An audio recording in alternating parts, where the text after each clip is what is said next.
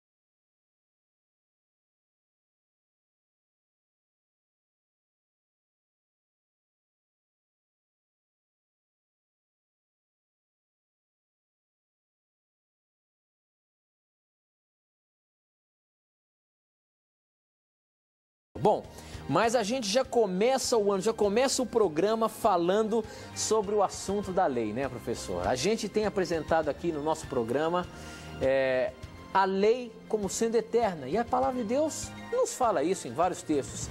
Porém, existem alguns textos, professor, que realmente parece que colocar em dúvida. Por exemplo, é o caso desse texto de Romanos 10, verso 4, porque aqui na minha Bíblia diz o seguinte: porque com Cristo a lei chegou ao fim, e assim os que creem é que são aceitos por Deus, ou seja, os que creem em Jesus. A lei, ou que creem que a lei chegou ao fim, não sei, qual que é a compreensão desse texto aqui? O que a Bíblia está querendo dizer? Romanos 10, verso 4, meu amigo. Vamos lá, meu amigo. Antes de analisarmos esse texto, é importante esclarecermos para o nosso querido telespectador, ouvinte, internauta, que a salvação nunca foi e nunca será pelas obras. Tanto no Antigo quanto no Novo Testamento percebemos que a salvação do ser humano é um dom, é um presente de Deus. Eu queria lhe mostrar isso. Por exemplo, no Salmo capítulo 27, verso 1, você vê uma revelação muito importante. Alguns irmãos sinceros compreendem que no Antigo Testamento era a era ou dispensação da lei e que no Novo Testamento é a era ou a dispensação da graça. Só que essa teologia é antibíblica, porque quando você vai ao Antigo Testamento, você percebe em muitos textos que a salvação sempre foi pela graça, até mesmo nos dias do Antigo Testamento. No Salmo 27:1, Davi fala assim: o Senhor é a minha luz e a minha salvação. Ele não fala a lei é a minha salvação. O Senhor é a minha luz e a minha salvação, de quem terei temor? O Senhor é o meu refúgio, de quem terei medo? Então você percebe aqui que Davi, mesmo tendo exaltado a lei de Deus, por exemplo, no Salmo 119, ele diz que o meio de salvação é unicamente Deus. O Novo Testamento, ele amplia o conceito dizendo que o Deus que salva, além de Deus Pai e do Espírito Santo, é Jesus Cristo, porque Cristo faz parte da divindade, Ele é o nosso Salvador. E aí você vai, por exemplo, para Atos capítulo 4, verso 12, e o texto diz o seguinte: E não há salvação em nenhum outro, porque debaixo do céu não há nenhum outro nome dado aos homens pelo qual devamos ser salvos. Perceba que o texto é claro em dizer que a salvação não é por meio de obras, mas é por meio de Deus, é por meio de Jesus Cristo.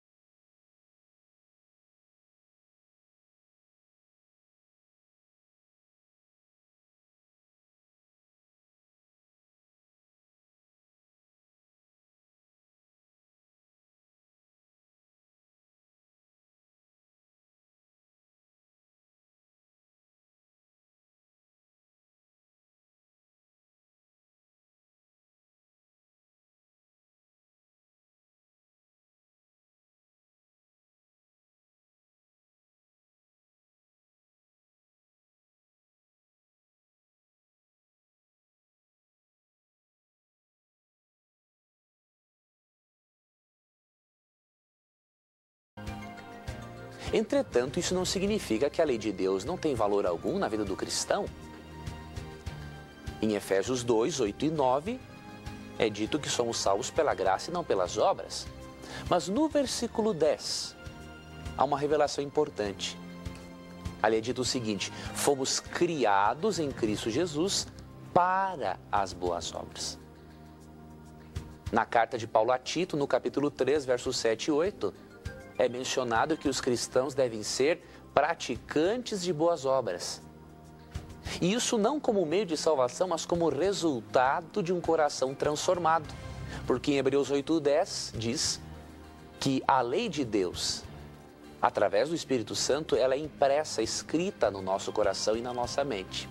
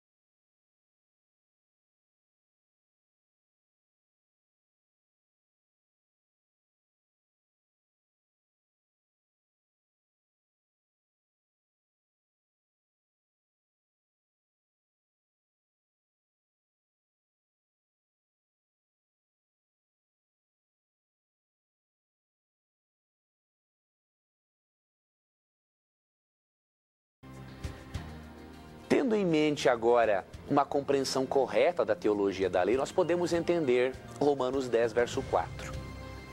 Romanos 10, verso 4, para ser compreendido, precisamos ir ao original grego para entendermos o significado daquela palavrinha fim, quando fala que o fim da lei é Cristo.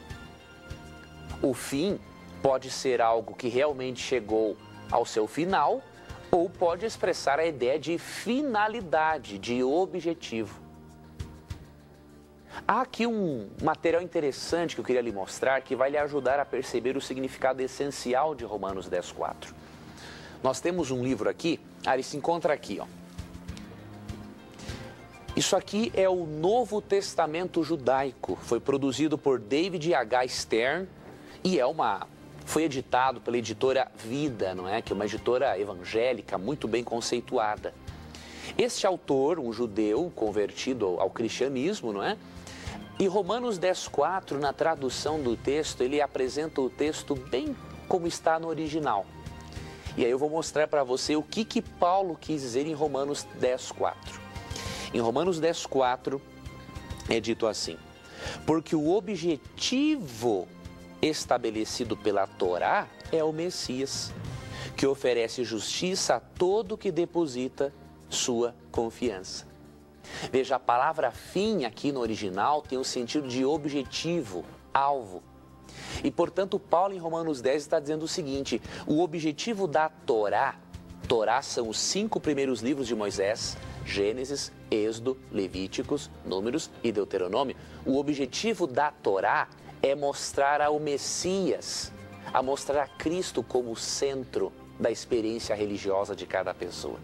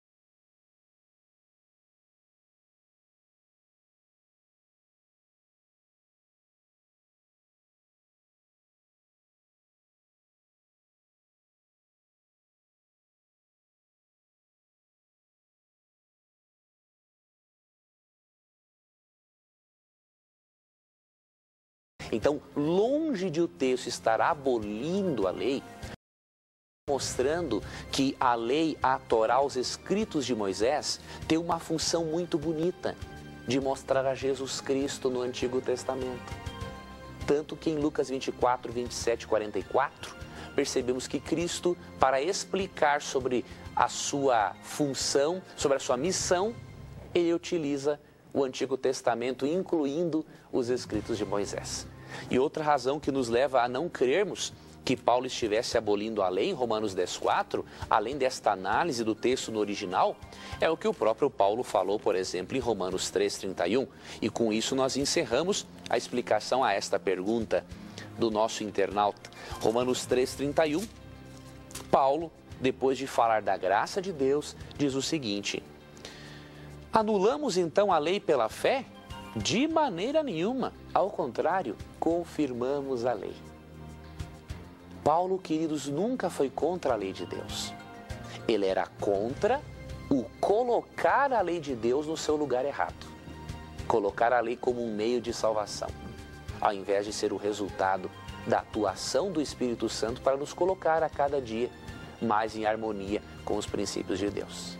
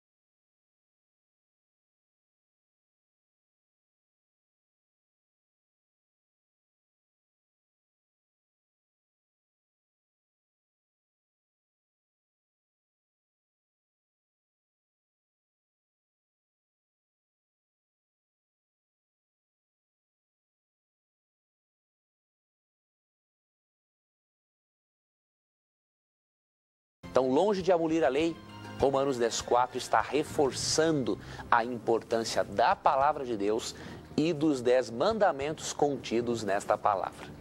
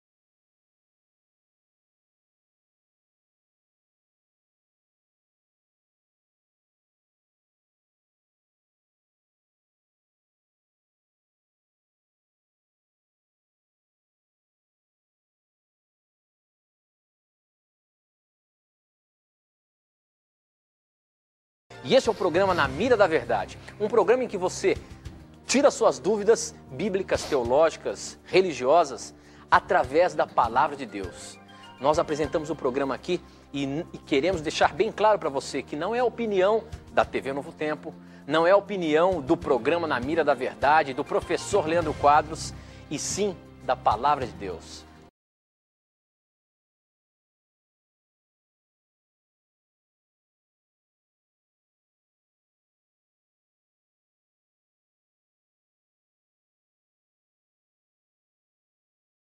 E nunca se esqueça, sempre que você tiver a coragem de perguntar, a Bíblia terá coragem de lhe responder.